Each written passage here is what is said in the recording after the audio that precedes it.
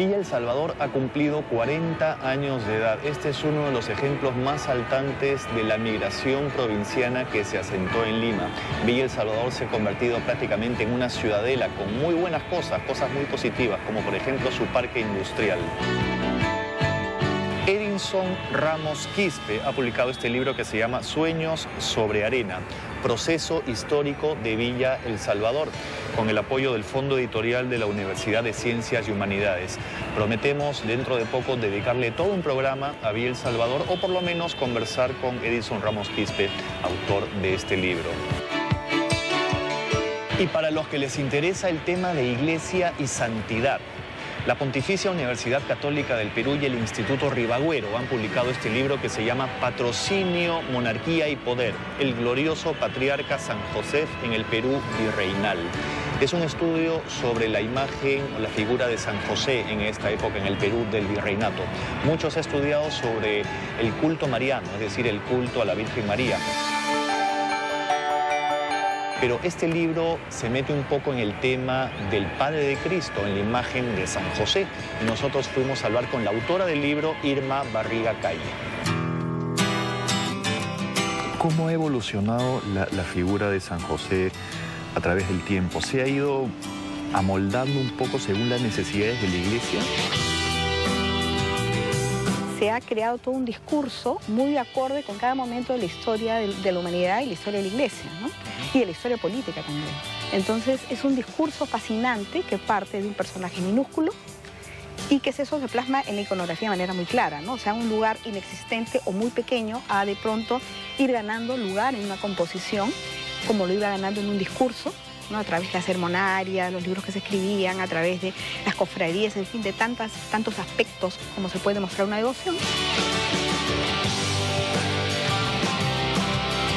Hasta ir tornándose en un personaje cada vez más de mayor presencia en iconografía, en un lugar mayor y un lugar más importante, ¿no? Hasta convertirse en un monarca en trono.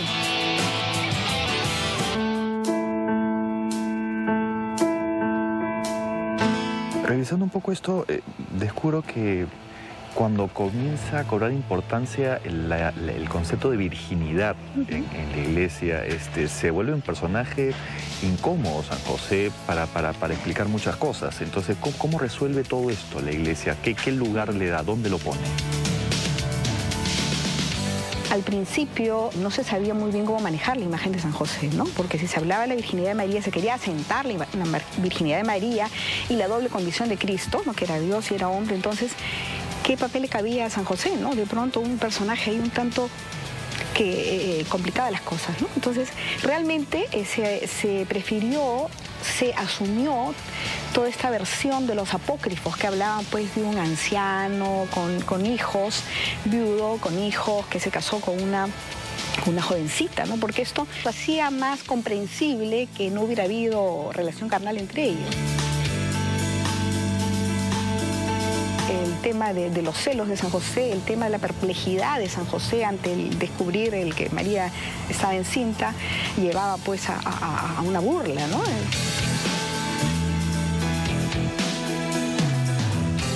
Y este personaje de pronto empieza a cobrar mayor importancia cuando ya en los concilios decretan la virginidad de María antes, durante y después del parto. Ya no hay tanto herejías que estén discutiendo, digamos que ya se asentó la imagen también de la doble condición de Cristo, entonces no hay problema para que esta figura empiece a crecer. Siempre al costado de la Virgen, digamos que María era la imagen pues que se empieza a relevar primero, toda la devoción mariana, entonces se empieza a imaginar pues como Dios a la Sagrada Familia, hay que incentivar además el rol de la familia porque hay pocos nacimientos. Todo un contexto siempre que va explicando las cosas, ¿no?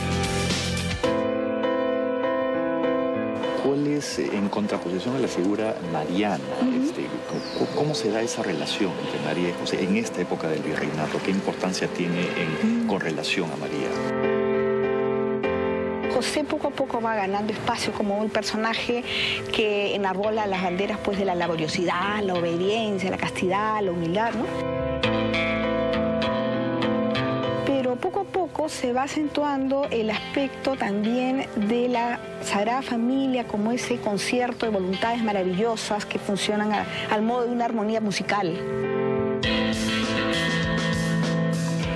Se trabaja todo esto, se desarrolla todo ese aspecto de la ternura de San José, ¿no? De ese padre que era muy digno, que además fue custodio del niño, pero que además participó en la redención.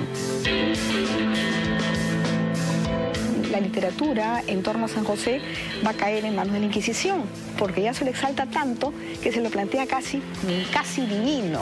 Y desde acá también se escribe, se reivindica su ascendencia de David, entonces se reivindica su figura.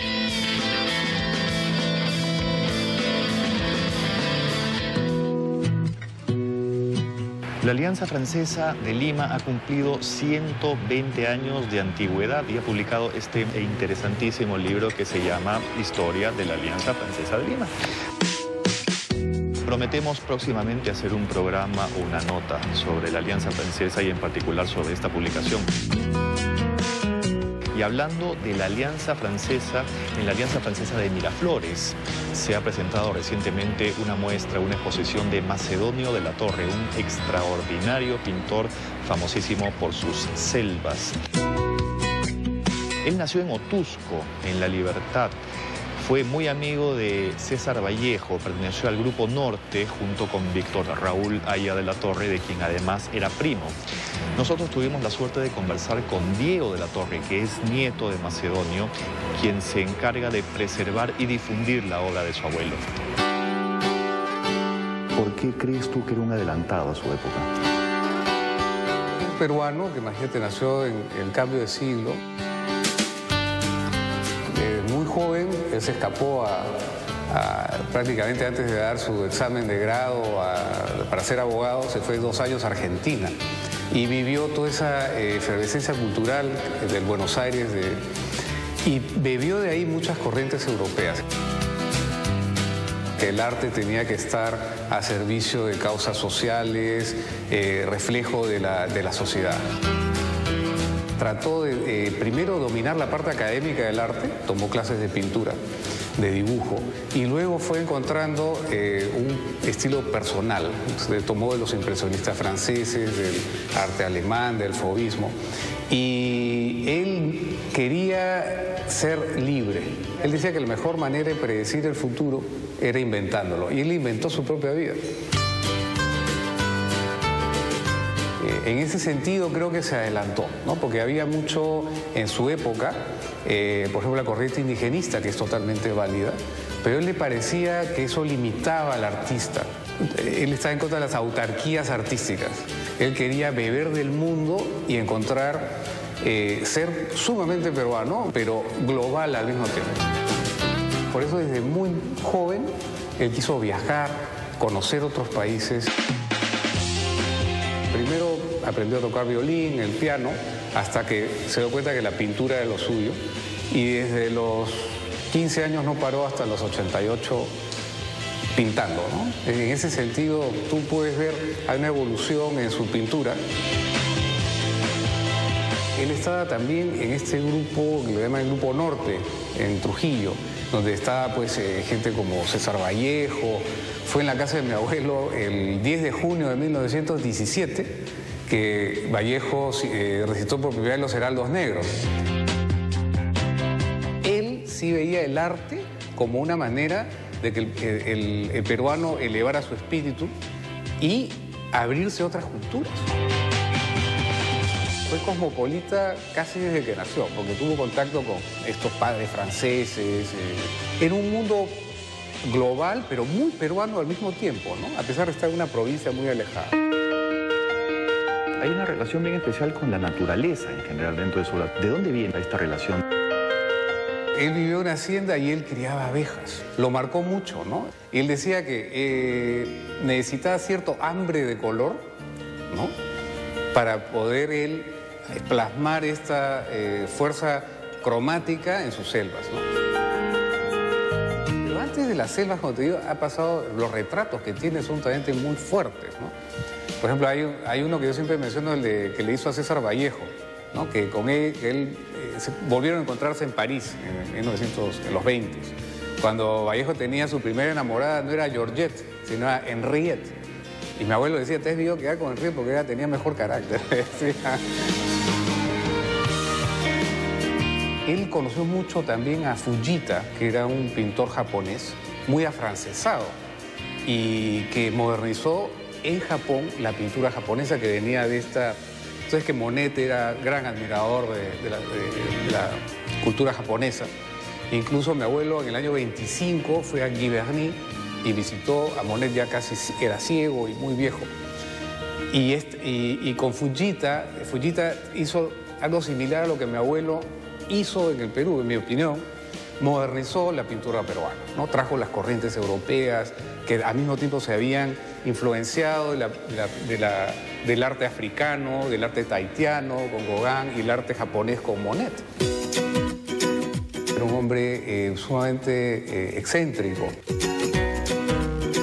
Me hacía parar en las casas que tenían los jardines descuidados. Él se presentaba, ¿no? Yo soy Macionó Latorre, soy pintor, mire, disculpe que lo moleste, pero es una barbaridad que usted tenga un jardín descuidado, no sabe usted que la naturaleza es la que nos provee de todo. Y me acuerdo, era un discurso sumamente articulado sobre la importancia de la naturaleza. En ese sentido también era un precursor, ¿no? Porque él decía, lo que se le está haciendo a la naturaleza es una barbaridad, ¿no? Con todo este estrés que el sistema económico lo está haciendo. Es un poco un precursor de lo que los movimientos ecológicos ahora.